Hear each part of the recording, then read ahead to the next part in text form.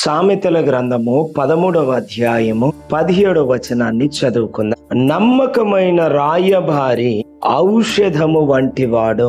ప్రభువునందు నా ప్రియ సహోదరి సహోదరుడు, సంఘము తరపున కావచ్చు, సమస్త తరపున కావచ్చు, ఒక దేశము తరపున కావచ్చు, చర్చించడానికి వెళ్ళే వ్యక్తిని రాయబారి అనొచ్చు.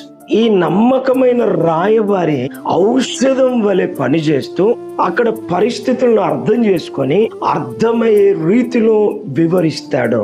శరీరానికి అయిన గాయాలను మాన్పడానికి ఔషధం ఏ విధంగా పనిచేస్తుందో, అనగా మెడిసిన్ ఏ విధంగా పనిచేస్తుందో, అక్కడ ఉండే గందరగోళాలు మాన్పడానికి లేదా మేలు జరిగించడానికి మంచి సమన్వయకర్తగా పనిచేస్తూ సమాధానపరుస్తూ అవకతవకలు అయ్యే పరిస్థితుల్లో కూడా వాటిని అణిచివేసే విధంగా, సమాధానాన్ని కలిగి జీవించే విధంగా ఈ యొక్క నమ్మకమైన రాయబారి నిలబడతాడని దేవుని వాక్యం తెలియపరుస్తుంది.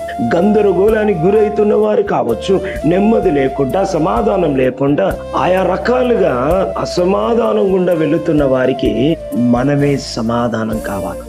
మన పై అధికారులకు కావచ్చు, సంఘములో కావచ్చు, మనం చేస్తున్న ఉద్యోగంలో, వ్యాపారంలో, మనం నిలవబడుతూ ఉన్న ప్రదేశంలో మనం పనిచేస్తా ఉన్నామో అక్కడ ఔషధం వలె మన మాట ఉండాల. బాధలో ఉన్న వారికి ఓదార్పును, దుఃఖములో ఉన్న వారికి ఆదరణ అనుగ్రహించబడే విధముగా మన మాట ఉండాలి. ఈ మాట వింటున్న నీవు ఇంకొకటి ఇట్లా లేడు అట్లా లేడు అని మాట్లాడడం కాదు, కానీ నేను ఎలా ఉన్నా నమ్మకస్తునిగా నేను నిలబడవలసి ఉన్నది. దేవుని వాక్యం తెలియపరుస్తుంది. నేను అలా నిలిచి నడవవలసి ఉండగా ఇంకొకరిని క్వశ్చన్ చేసి నేను అక్కడనే ఉంటా అన్న కోణాన్ని ఉండడానికి వీలు లేదు.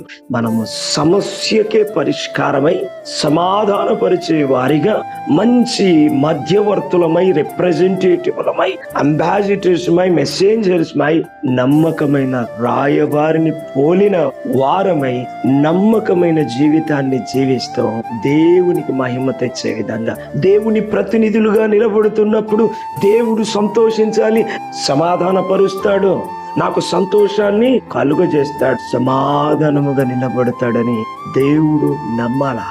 అట్టి నమ్మకత్వమైన జీవితాన్ని జీవించి మన యొక్క నడవడిక ఔషధమును పోలినదై ఆనందించుట కారణమవును గాక. అట్టి కృప దేవుడు మనకు అనుగ్రహించును గాక. Praise the Lord. May God bless you. Amen.